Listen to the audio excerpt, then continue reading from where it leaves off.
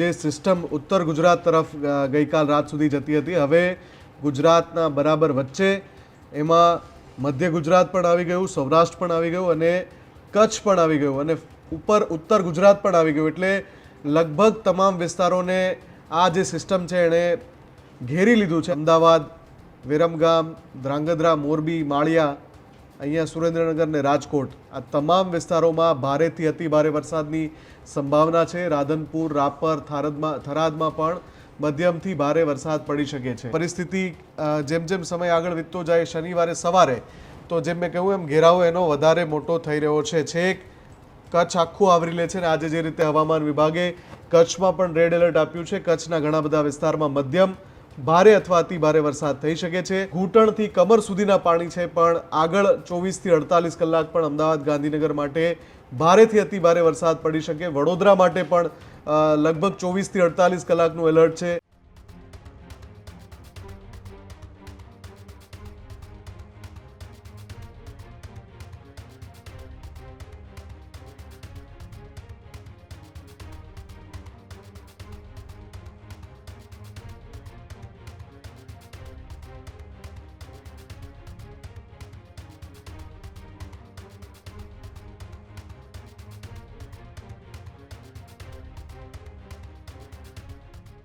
ગુજરાતને હજુ પણ વરસાદથી રાહત નહીં મળે.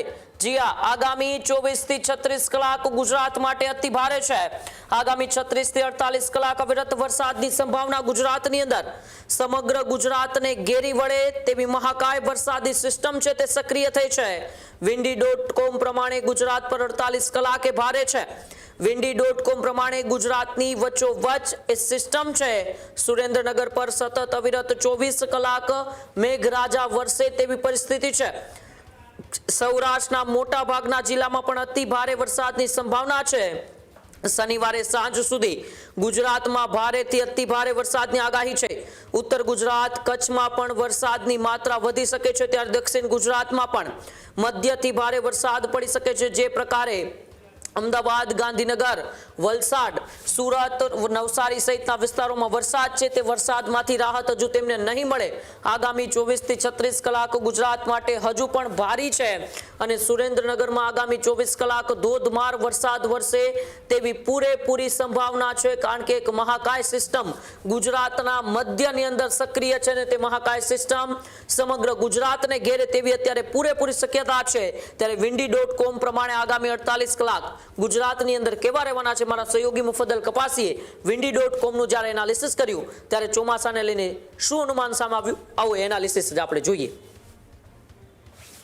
તો windy.com પર જે તસવીર અત્યારે તાજી દેખાઈ રહી છે 24 તારીખ શુક્રવાર સવારની, એ એટલા માટે ડરાવે તેવી છે કેમ કે જે સિસ્ટમ ઉત્તર ગુજરાત તરફ ગઈકાલ રાત સુધી જતી હતી, હવે ગુજરાતના બરાબર વચ્ચે એમાં મધ્ય ગુજરાત પણ આવી ગયું, સૌરાષ્ટ્ર પણ આવી ગયું અને કચ્છ પણ આવી ગયું અને ઉપર ઉત્તર ગુજરાત પણ આવી ગયું. એટલે લગભગ તમામ વિસ્તારોને આ જે સિસ્ટમ છે એણે ઘેરી લીધું છે અને આ જે દક્ષિણ ગુજરાતનો પટ્ટો છે ત્યાં થોડી રાહત જોવા મળી રહી છે. પણ જે પરિસ્થિતિ અત્યારે છે એમાં તમે જોઈ લો, જામનગર, ખંભાળિયા, કાલાવાડ, રાજકોટ, ઉપલેટા, જેતપુર, જૂનાગઢ, બોટાદ, અમરેલી, ધોલેરા, સુરેન્દ્રનગર, વિરમગામ, અમદાવાદ, ગાંધીનગર, મહેસાણા, ધ્રાંગધ્રા, રાધનપુર, પાટણ, પાલનપુર, ઈડર અને આમ છેક ઉપર થરાદ સુધીને અહીંયા રાપર, ભચાઉ અને ગાંધીધામમાં પણ મધ્યમથી લઈને ભારે અને અતિ ભારે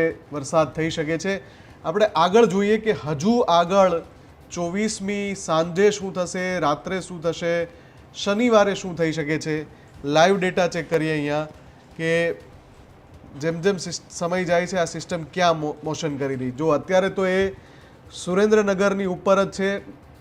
શુક્રવાર સાંજ સુધીમાં પણ જો બોટાદ તરફ આગળ આવે છે, ભાવનગર, બોટાદ, ધોલેરા, અમદાવાદ, વિરમગામ, ધ્રાંગધ્રા, મોરબી, માળિયા, અહીંયા સુરેન્દ્રનગર ને રાજકોટ, આ તમામ વિસ્તારોમાં ભારેથી અતિ ભારે વરસાદની સંભાવના છે. રાધનપુર, રાપર, થરાદમાં પણ મધ્યમથી ભારે વરસાદ પડી શકે છે. આગળ શું થાય છે રાત સુધીમાં એ પણ આપણે ચેક કરીએ. જો ફરી આ સિસ્ટમ એક આખો ચક્ર અહીંયાથી લઈને, આપણે યાદ છે ગઈકાલે જોયું હતું, ત્યાંથી લઈને અહીંયા સુધી આવીને ફરી પાછું આમ જઈ રહ્યું છે અને વડોદરા ભરૂચ, ભાવનગર, ધોલેરા, ખંભાત, નડિયાદ, સુરેન્દ્રનગર, ધ્રાંગધ્રા અને વિરમગામ. પણ આજનું જે એનું કેન્દ્ર બિંદુ છે સુરેન્દ્રનગર છે. સુરેન્દ્રનગરને આજુબાજુના પંથકમાં ભારેથી અતિભારે વરસાદ થવાની સંભાવના છે. હજુ આગળ જઈએ, મોડી રાત્રે શું થાય છે સિસ્ટમ, તો આ સિસ્ટમનો ઘેરાવો વધી રહ્યો છે. જેમ મોડી રાત થાય છે, અમદાવાદ માટે ફરી એકવાર ચિંતાનો સમય રહેશે. શુક્રવારે મોડી રાત્રે અમદાવાદ, ગાંધીનગર, મહેસાણા, પાટણ, પાલનપુર, થરાદ, રાધનપુર, અહીંયા રાપર, ભચાઉ, ગાંધીધામ, માળિયા, મોરબી, રાજકોટ, બોટાદ, ભાવનગર, અલંગ સુધી અને અહીંયા દક્ષિણ ગુજરાતમાં બોડેલી, રાજપીપળા, મધ્યમાં વડોદરા, ભરૂચ, ખંભાત, નડિયાદ, આ તમામ વિસ્તારોમાં મોડી રાત્રે પણ વરસાદ પડે તેવી સંભાવના windy.com પ્રમાણે દેખાઈ રહી છે. પરિસ્થિતિ જેમ જેમ સમય આગળ વીતતો જાય, શનિવારે સવારે તો જેમ મેં કહ્યું એમ ઘેરાવો એનો વધારે મોટો થઈ રહ્યો છે. છેક કચ્છ આખું આવરી લે છે અને આજે જે રીતે હવામાન વિભાગે કચ્છમાં પણ રેડ એલર્ટ આપ્યું છે. કચ્છના ઘણા બધા વિસ્તારમાં મધ્યમ ભારે અથવા અતિ ભારે વરસાદ થઈ શકે છે. શનિવારે અગેન સવારે જોવા જઈએ તો અમદાવાદ અને ગાંધીનગરમાં સૌથી વધારે વરસાદની સંભાવના છે.